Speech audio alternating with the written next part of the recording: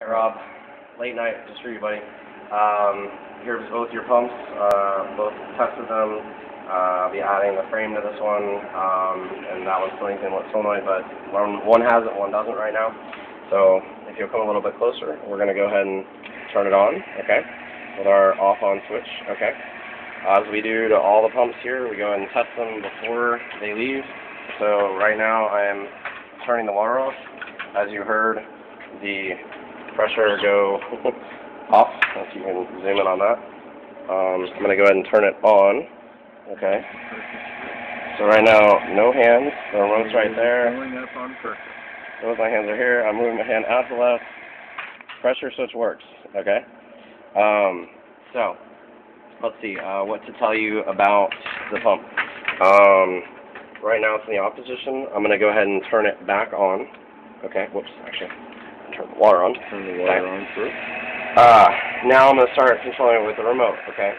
You don't ever want to turn it off and on too fast. You always want to give it about 5 to 10 seconds. So I'm going to hit the off button now. Now one thing we did notice, if you engage the off with the remote and you now try to override the remote and you hit the switch, it will not work, okay? It's not going to work until you either unplug it to reset it or you have it in the on position and you initiate the turn on with the remote. Now it will allow you to turn it off, okay? Each time that motor is turning off, the dump valve is turning off. So let's go ahead and walk through the wiring of this, okay? Well, actually, let's start with the flow of water, so let's back up. Okay? Alright, so I'm going to go ahead and turn it into, I'm going to turn our, well, you've already seen the pressure switch works, okay. So here's the way most all misting systems work. Water flows into our low pressure shut-off switch, so the flow of water is going this way. There's a T-fitting here, so after it you know, obviously it turns the corner here. If this switch, okay, it's got two wires that go into this hole. Hold on. Got two wires that go into this older style pressure switch, but you'll note on the newer ones that look like this, okay, newer pressure switches have 3 wires on the quick connect. One of them is cut because one of them is a dead wire. It's not used. All switches only use 2 wires, okay. Just to kind of outline the principle, I'm going to follow these 2 wires up into here, okay, and I'm going to just show you, okay, what this is doing is the board is, the electricity is flowing in from the wall, so we've got our hot in the corner, our neutral, and our ground, okay, it energizes the board.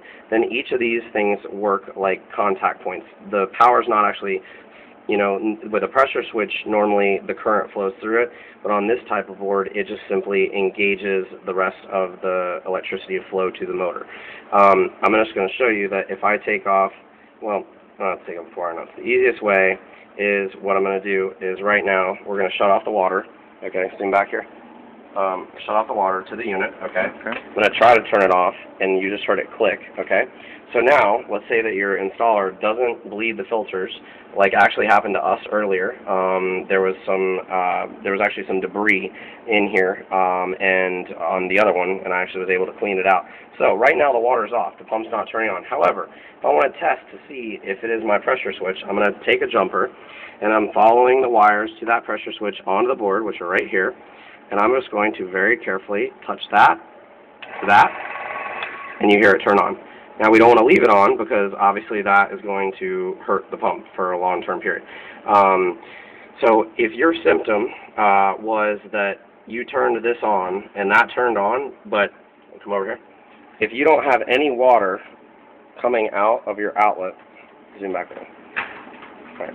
So if you don't have any water coming out of your outlet, like for instance, we're going to do a scenario like this, okay? So I'm going to turn it on, okay, and no water is coming out, okay? If you're having issues with your pump, disconnect the outlet line first, okay? If your inlet line is shaking, that means you have air in the pump head, disconnect the line. Let it just purge water and air out of the outlet. Don't even make it go through any line, okay? So if that particular scenario is happening, you know that you have a problem with your inlet solenoid, okay? Obviously, I've simulated that problem by turning off the water and that's why we're not getting any flow through. But if you did verify that you did have flow going into your pump and no water is coming out, this is an inlet solenoid. It's normally closed, meaning it is always closed unless it has power. So if there's a problem, if water gets in here or something like that, and it does not open, if it does not energize correctly, it will constantly stay closed. Point to it. This is the inlet solenoid. Okay. This so that we know. This will not open and will not allow water to move past the pump head at any pressure. Okay. So we're going to go ahead and turn the water pressure back on. So I'm going to get a little wet. And good water flow. Alright, we're going to reconnect the outlet line. Just to outline the principle, I'm going to go ahead and disconnect my dump drain line, which you would run into a flower bed away from the pump or something to that extent. We're just going to show how it works. Turning it on right now. This particular line is not run to a lot of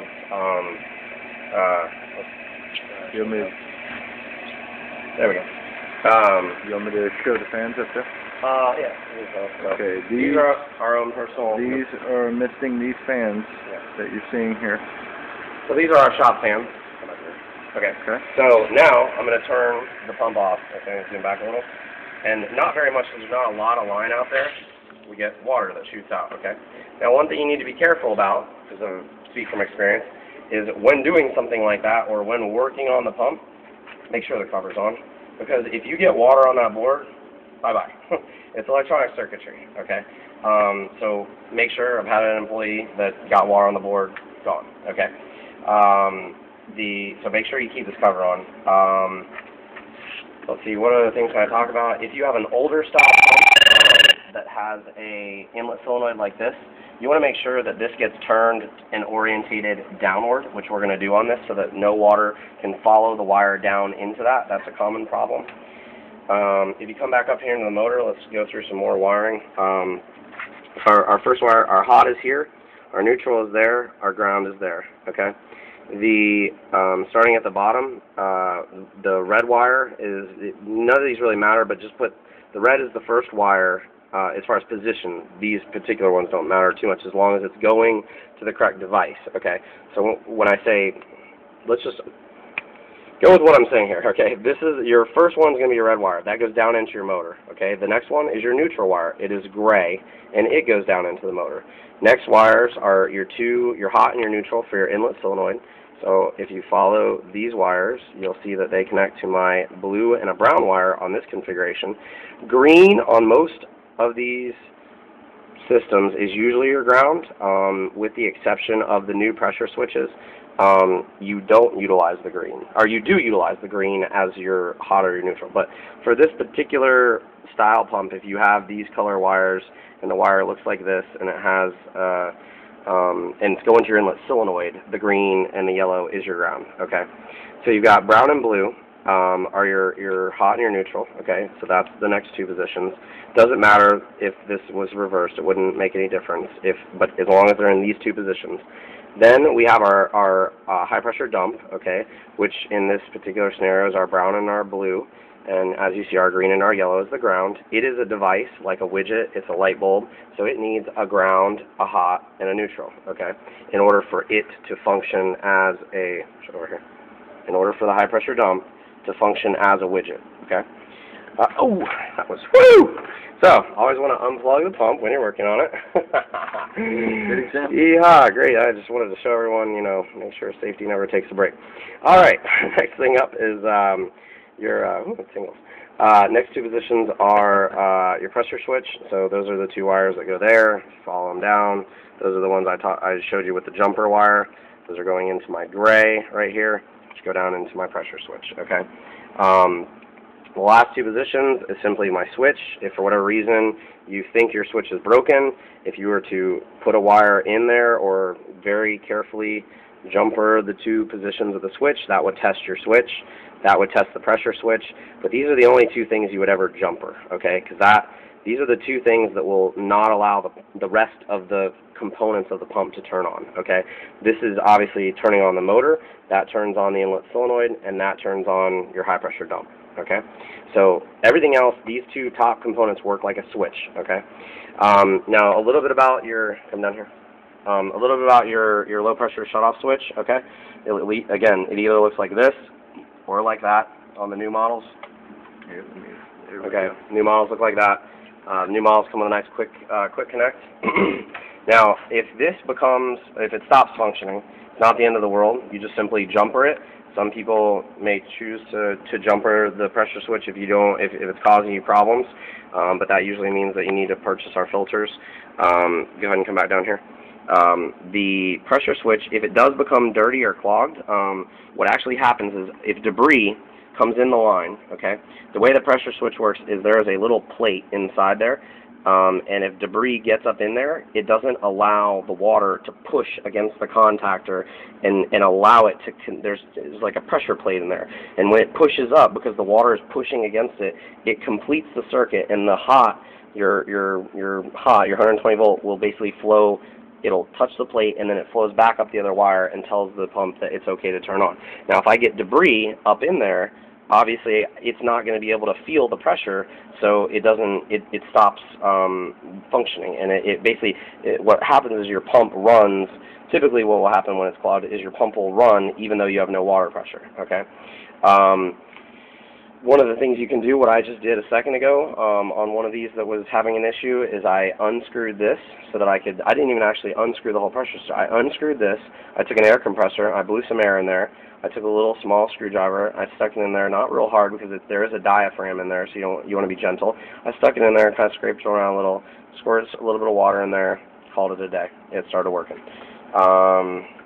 So Rob, just to show you your two pumps that I will go ahead and show up here, I'm putting an X right there for you, buddy. This is your pump, okay? You've seen it work. You've seen all the functions work. Okay, come over here. Come over to this one. Go over to the other one. Okay. We're backing up to this other motor. Okay. Okay, do the hookup. This one. Water is on. Water's on right here. Okay. Half CPM, 1,000 PSI. I can go up higher if I need to, but typically you just want to go ahead and run at 1,000. So Rob, just so you see it, back up further. Okay, off. You heard it turn off. Just a second. Yeah, try to turn it on too fast. Now turn it back on. The remote on this one. I'll go ahead and hit off.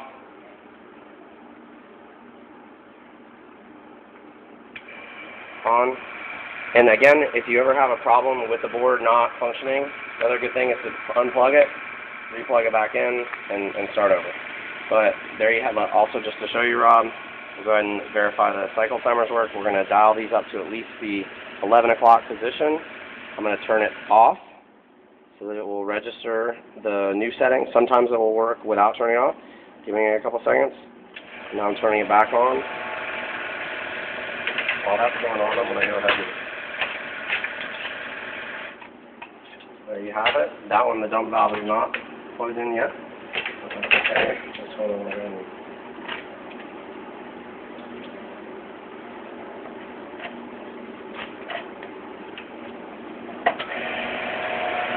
It was set for at the 11 o'clock position, so it kicks on and off on its own, which shows that the timers are actually working, the start and stop timers.